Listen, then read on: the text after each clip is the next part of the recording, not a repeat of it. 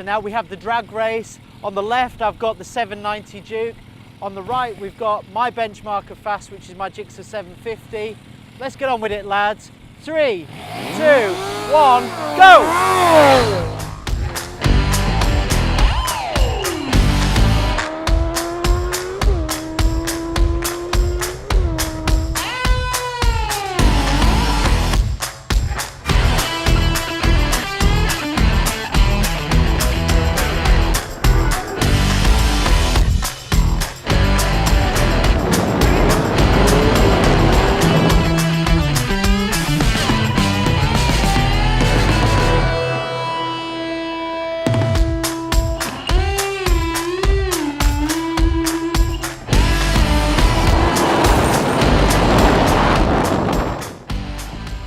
So we're back at Knox HQ. We've had time to digest the results of our little drag race. Probably the first question you're asking, who on earth puts a 790 Duke against a GSXR 750?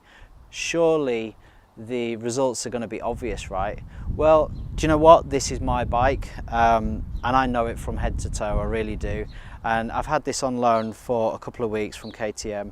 And as soon as I got on it, and having ridden it extensively over that time, I was so impressed with how powerful it felt. It felt really powerful, and you know, so much torque available, so much power available in every gear virtually. And it got me asking the questions, God, do you think this would be as fast as my bike? Obviously you can see the results. The GSXR is a clear winner, but not by as much as you would think actually. And I just want to talk about the reasons probably for that. Firstly, electronics on the 790 Duke, incredible. On track mode on this bike, you've got launch control and you've got anti-wheelie as well. So that means you can get a really, really consistently fast start. And actually every time we drag raced them, the Duke was way in front, up to about sort of 60 miles an hour, easily in front of the GSXR 750, really consistent. It literally enables you to put every single last horsepower of this motor down onto the tarmac, you know, consistently. Whereas obviously the GSXR, the power delivery is different. It's much higher up the rev range, so you've got to get to about 10,000 RPM before you really get into that power band.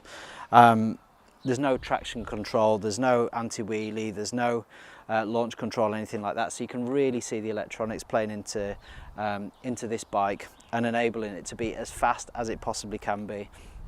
So then up to about, what, 80 miles an hour, they're probably about even Stevens actually, considering the launch this gets.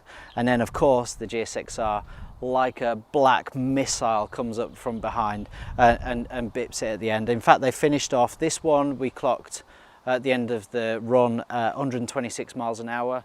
The 790 Duke was 110.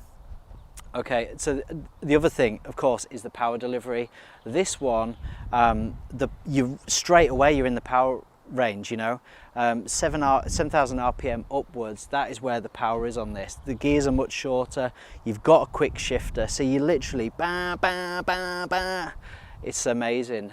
So I think we finished at 110. I think we were just going into 5th gear by that point. Whereas obviously the GSXR, totally different power delivery. All the power is 10,000 RPM and above. We at 126, we're just going into 3rd gear by that point. So totally different power delivery. Really, really interesting. Genuinely, both of these bikes are incredibly quick.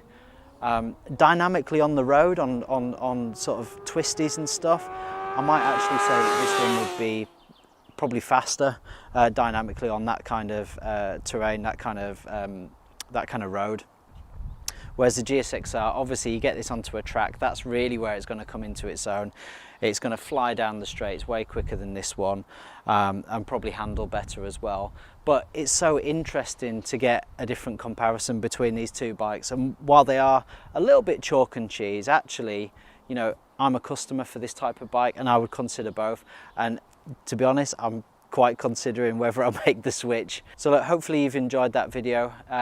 Maybe the results weren't surprising for you, maybe they were, I don't know. But please like, please comment, please subscribe to the channel if you're not already, and tap that notification bell as well. Please also check out the Knox range. We make all the gear that we wear while testing these machines, and yeah, we look forward to seeing you on the next video.